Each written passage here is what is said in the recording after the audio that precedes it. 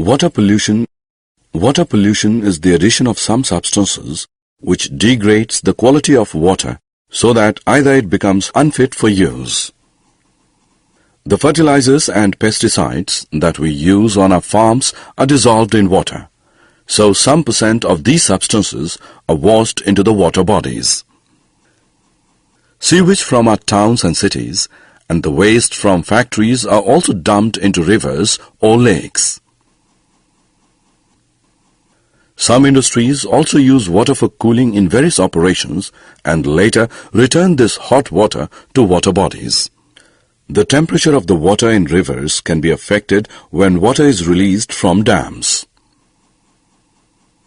The water inside the deep reservoir would be colder than the water at the surface, which gets heated by the sun.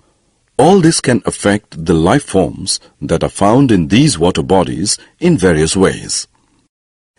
It can encourage the growth of some life forms and harm some other life forms. This affects the balance between various organisms which had been established in that system.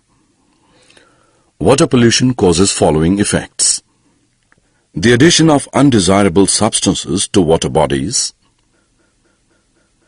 These could also be disease-causing organisms like the bacteria which causes cholera. The removal of desirable substances from water bodies. Any change that reduces the amount of this dissolved oxygen would adversely affect these aquatic organisms.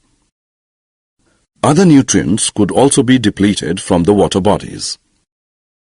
A change in temperature. Aquatic organisms are used to a certain range of temperature in the water body where they live, and a sudden marked change in this temperature would be dangerous for them or affect their breeding.